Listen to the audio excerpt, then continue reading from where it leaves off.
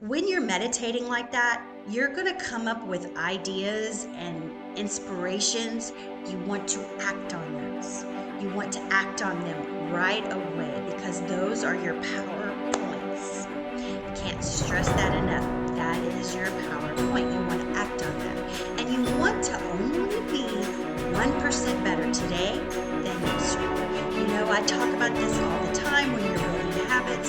Just be 1% better today than yesterday. Because in 100 days, you're going to be 100% better. Control your mind, control your thought habits, and it will transform your life in magic fashion. Hey, Kathie Owen here, and welcome to my YouTube channel where I talk about transforming your life in magic fashion. My name is Kathie Owen, certified fitness trainer and life coach since 2002.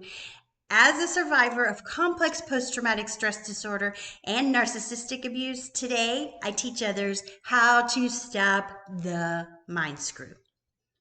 What is healing to you? What do you think that is? You know, I have so many different aspects on that. And to me, healing takes place in the mind, the body, and the soul. And I learned this valuable process that's really simple and really easy that I just introduced into Stop the Mind Screw.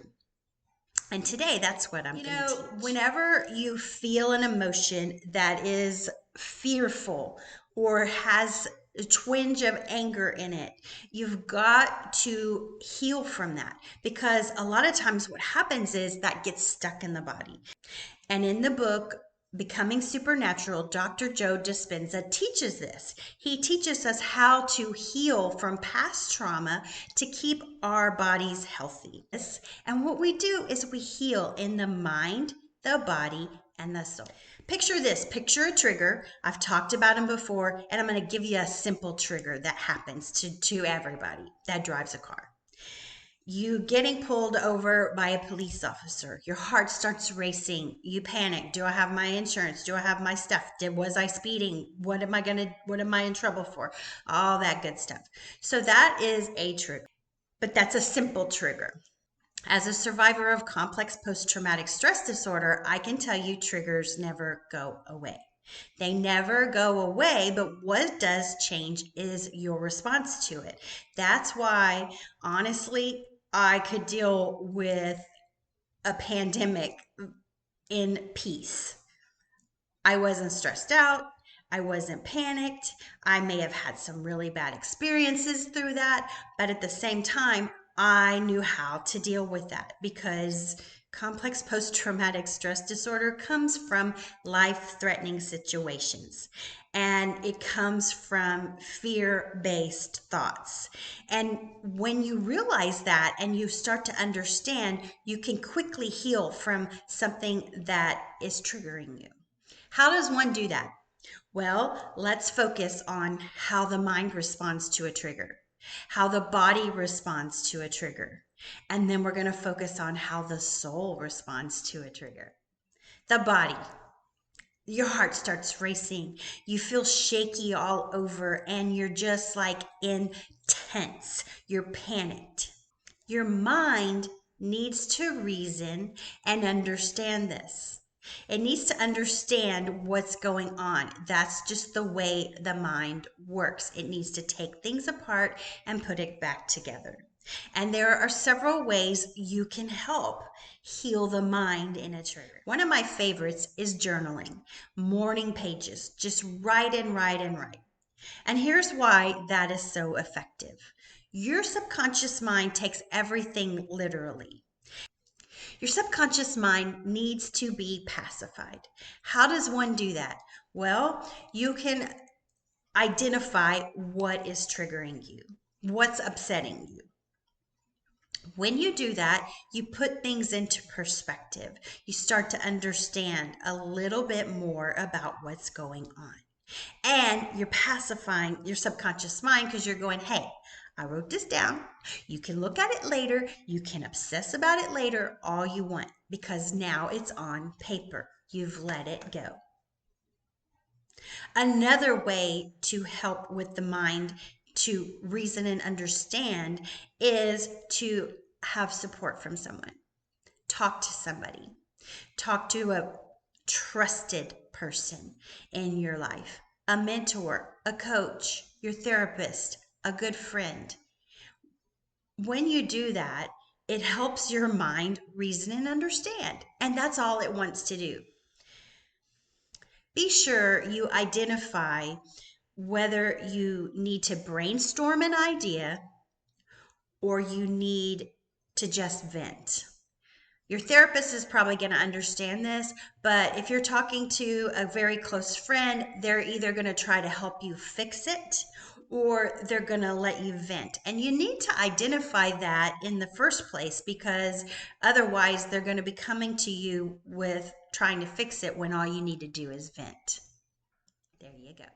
How does the body respond to a trigger? Well, I already talked about that. The heart starts racing, you get shaky, you get tense. And when that happens, that is emotion and it can get trapped in the body. And this is never a good thing, because when it gets trapped inside the body, you are basically setting yourself up for illness, stomach problems. It leads to all kinds of things.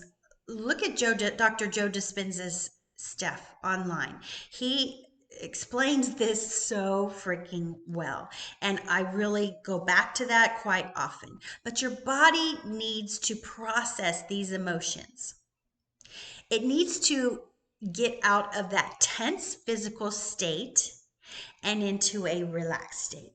So how do we do that? You can punch a pillow, you can scream, you can cry. Those things are very healthy and very helpful in the moment. It helps to release this emotion. Another way you can release the emotion is through exercise. Take it out in the gym. As a personal trainer, this is one of my fortes, because when you get in this tense physiological state, your body is in what is called fight or flight. And fight or flight can really hurt you in the long run if you don't process these emotions. So how do we release them? Through exercise, through running, through just getting that physically out of your body and releasing it. And you can also work with your mind while you're doing this. This is one of my favorite things. That's where I get in my zone, is in the gym, because I'm doing all of the above at the same time. Another way you can release it from your body is through a cold plunge, an ice bath.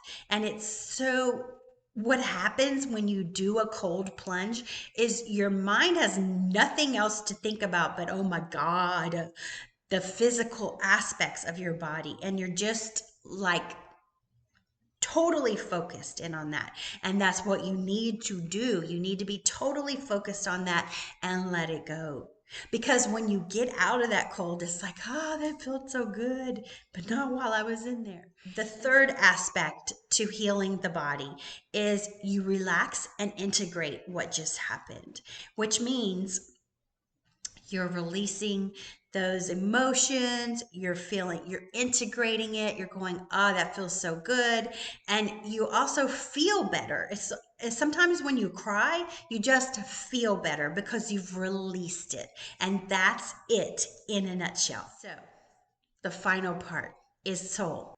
You connect with your conscious observer. What is that? To me, that's your higher being. That's your higher self. That's your higher self who's always watching over you. And when you connect with that, you are in power. You are in power, and your decisions come more clearly and they're more established. Meditation is probably one of the best ways to do this. And I'm talking meditation, focused meditation, where you just let go, relax, and release into the moment. When you do this, or when you're meditating, one very powerful thing to do is picture that light. Picture the light coming into you as you breathe in and out, and then picture the light surrounding you, Going into your home, going into your family, going into your pets, going into your neighborhood, going into your city, then your state, then your country, then the planet, then the universe, and then bring it all back into you. You picture that light and gratitude and love, and it is powerful. And as Dr. Joe Dispenza teaches, that is healing. What happens when you heal like this is you get out of reactivity. Reactivity is that nervous shaking. I got to prove I'm right. I got to say this. I got to do that. We want to get out of reactivity and into responsibility. Responsibility is a lot more proactive response. When you are responsible, you know you are responsible for these feelings that I'm feeling, and I know how to release them now. I know how to take care of myself. That is responsible. Once you've done this process, you reclaim your freedom. This right here, I can tell you, when you've healed through these in a quick trigger, in a quick response, and a quick, easy, start with baby steps. Start with something you're pissed off about at your spouse or somebody at work, and use these 3 steps to help you heal from that. And then move on to bigger things. After you've done the healing process, you want to go into what is called action therapy.